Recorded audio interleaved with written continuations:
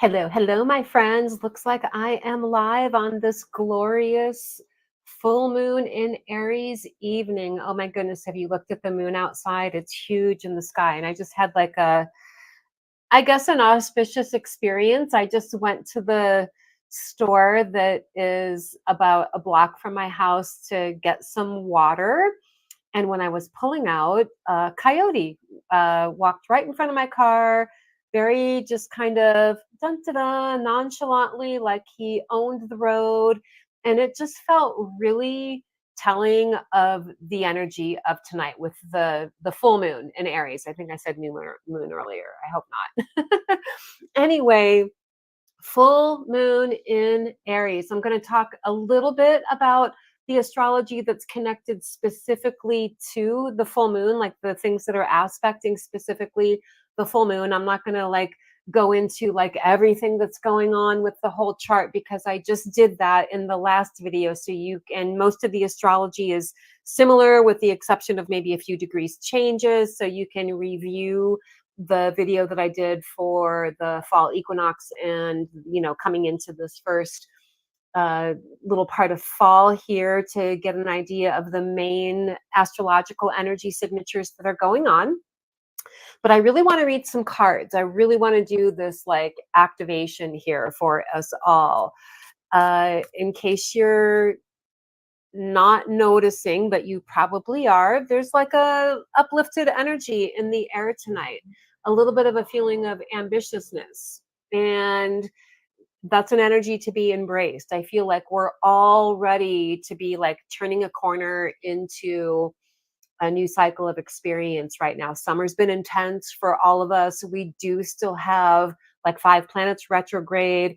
And with the Aries full moon, especially because it is opposing not only the sun, but Mars in Libra. And Mars, of course, is the ruling planet of Aries. So we're getting almost with this opposition, a little bit of a double dose of that exuberant Aries initiating type of energy. So intuitively, it feels like there could be also a little bit of a feeling of angst in the way that we feel this ambitiousness, we feel this upliftment, we're ready to step into our leadership, we're ready to get new energy flowing, we're ready to step into more our healing, because this full moon is conjunct Chiron in Aries, which gives us, I feel, more of an inward feeling of really being ready to drop into feeling whole and healed. And yeah, so that feels really good. And we have this feeling of, okay, we want to move forward. We're ready to get this new chapter. We're ready to step into our wholeness and healing. But then with these planets retrograde, it could feel a little bit of a push, right? But going with the flow is best. And what I feel with the retrograde energies, typically being a time of doing the inner work, we can step into our leadership in that way. We can step into our leadership in the ways where we're taking care of ourselves internally. We're paying attention and listening to whatever insights and inspirations are coming up, especially because we do still have that grand trine between Uranus, Mercury, and Pluto. And I talked about this in the fall equinox video. But anytime there's a positive aspect between Uranus and Mercury, I really feel that as being a time where we can receive cosmic downloads of awareness to the conscious mind. And with the retrograde energy being more of a time of inner self-reflection, it feels like we can reflect upon whatever bursts of insights and inspirations are coming in that are inspiring us, inspiring our path forward. The main aspects that are connected to this full moon in Aries is the opposition to the sun, which is our self-expression and our the way that we, embrace the world, our self-identity, our ego as well. And then the Mars in Libra drives us in the direction of seeking new balance. So with the Aries inspiring ambitiousness to be out in the world and doing things, getting new cycle of experience, and then the Mars in Libra striving to support us in having that balance, it really feels like having an inner feeling of balance and moving forward based on that. So there is, one of the things about Aries, and I'm going to talk about this when I do the tarot reading, is Aries is not the most patient energy, right? We want things right now, and I say we because my rising sign is Aries. So I am feeling the full moon. As an example, I usually don't do lives this late in the night because I'm usually feeling a little bit tired after my day, but I'm good. I've got plenty of energy right now. And I know it's late for those of you on the East Coast. So hopefully some of you are catching this. But so there's this theme of breaking into a new cycle of activity, basically, is what this feels like. So if you're feeling that, let me know. Tell me in the comments and let me know exactly what type of new cycle you're feeling guided to break into. And one thing that you could look at, like we all can sense this intuitively, but if you have your birth chart, you can look at your chart and see what house Aries is in. And that's going to give you an idea as to the new cycle of experience that you are personally ready to break into, what that theme is going to be based on the house that it's in. So mine's in the first house because I'm Aries rising. So self-expression, self-identity. Erica, I see your rising sign is Aries too. Woohoo, yay. And I'm glad I have Aries rising because I have Pisces moon in the 12th house and then a Capricorn. So I've got like a nice balance of water, earth, and air going on. I love that balance that I have in my chart. In fact, I do want to talk about, I'm looking down just because I have the chart printed out for the full moon here. We have mostly cardinal energy going on right now with this full moon, which is initiating, inspiring, action-oriented energy. So we're all going to be feeling that. Now, for those of you who have been following either my, full moon, new moon videos here, or if you just live in alignment with setting new moon intentions, this new cycle that we feel ready to break into now is definitely going to be connected to whatever intentions you set for yourself for the new moon and the energy of coming into the fall season, which happened about 7 days ago on the equinox. And if you remember in the equinox video, I talked about how the equinox energy and fall energy in general is about the art of opening into deeper aspects of ourself, our authenticity, our true desires, our true needs, our true ambitions. So now this full moon here is inspiring us to break into a cycle of activity with that. And because we're coming into the fall season, it may be that the new moon intentions that you set for yourself will have significance for this particular lunar cycle, but also for the entire fall season as well. So that cardinal energy that's prominent right now is giving us that ambitious sort of fuel.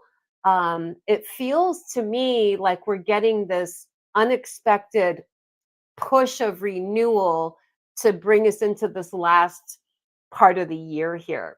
Let me know if you're feeling that. And then element wise, there's a nice balance as far as what's going on planetary right now with fire, the fire element and earth element. Now, the one thing I picked up with the fire element, which I'm actually experiencing in me right now, when we have a big emphasis of fire, if you're a person who's already been working on healing energies, healing wounds, or if you've had a lot of stress, there could be flare-ups with your actual nervous system. And so taking care of yourself along those lines, nourishing the nervous system through meditation, soothing music, activities, supplements, things like that. And then the earth energy, of course, is grounded energy. And what I wrote down in my notes here, because of that trine between Uranus, Pluto, and Mercury, earth energy is manifestation energy, but what we're manifesting is transformation. That's what I feel. Manifesting transformation. And ask yourself how this is showing up for you. In what ways am I being inspired to manifest positive transformation in my life? Which to me means being ready to let go of things that you're ready to be done with. Erica, I'm seeing here on the live that you're Pisces Sun and Virgo Moon. So we have similar energies, just in a little bit of a different way with the earth and the water and the fire. That's awesome. Okay. So, yeah, anxiousness can be something that's coming up around this full moon because of the nervous system stuff with the fire energy. So balancing it out, as the opposition with Mars and Libra is inspiring us to do. I feel this like, okay, we're busting out of the gate, but not quite yet type energy. And that's where the frustration can come in. And that's really, other than, with the trine, the grand trine we have going on, it is making a kite formation with an opposition with Neptune opposing Mercury. And then Neptune is making that sextile to Pluto and Uranus. This has been going on for a while now. I talked about this in the past 2 videos, so you can check those out for more details on that. But with Neptune in the mix, opposite of Mercury, and the trine that's involving Uranus, I strongly feel this is a time where we can be feeling really connected with ourselves spiritually, feeling really connected with the divine. In fact, one thing that it's not showing up on the printed out chart, but on my app that I use on my phone, which I can't look at now because I'm using my phone to record this, the full moon is making a square. Was it a square? Or I think it was a square to the star Sirius. And the star Sirius also is connected to transmissions of illumination, higher guidance, light code type thing. So we have a big emphasis of that. Really, we've had that going on for this entire month, but it's still going on, and the full moon is illuminating that even more. This next few days, the 3 days after the full moon, as it's beginning to wane, is a really good time for meditation. Meditating on specifically higher guidance that you've been having on your radar to receive. Actually taking the time for meditation, gaining that insight, gaining that inspiration, gaining those awarenesses that ultimately are going to support you in activating this, energy of new cycles. So I'm going to go ahead and read a few cards, and I'm going to do a theme here with these cards that I'm pulling that are specifically for the full moon. I'm working with my Light Seers Tarot again, which is my new favorite tarot deck right now. And I'm going to choose 1, 2, 3 cards. The first card we're going to look at, and let me say this, the reading that I'm doing right now is going to be for the collective, but you can take these same themes that we're looking into within each card, and if you have your own tarot deck or oracle deck, You can do a personal reading for yourself utilizing these same inquiries that are specifically connected to the full moon in Aries energy. Okay, so the first one we're looking at is collectively, how can we empower fresh starts in our life right now? And I'm just spreading the cards out and picking one here. How can we empower fresh starts? Okay, this is interesting and it feels connected to the Mercury energy that's going on right now, because it's swords, the Seven of Swords. When the Seven of Swords comes up, this is the energy of strategy. I was just talking about this with a client earlier today. With all of these retrograde energies that we have going on, the type of action that we can take is behind the scenes, right? So getting our ducks in a row, doing the planning stages of things, taking notes, writing down your ideas, strategizing, which is what this card is about. This card also speaks of on the positive, higher conscious level, this card is all about tactful, diplomatic strategies forward. On the low vibration level, it can speak of deceit, betrayal, things like that.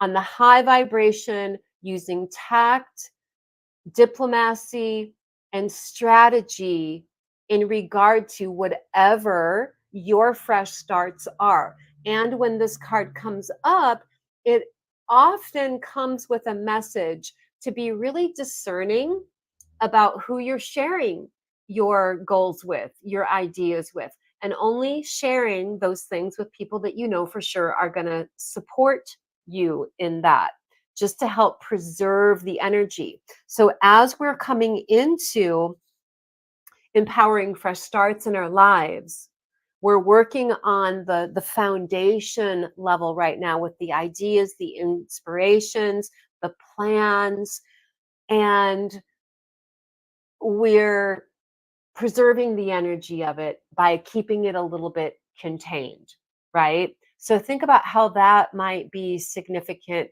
for you right now. Also, I want to say that the number 7 in in the tarot, as it relates to numerology, 7 is an indicator of self-guided change. So not change that's not in our control, it's change that we're purposely choosing.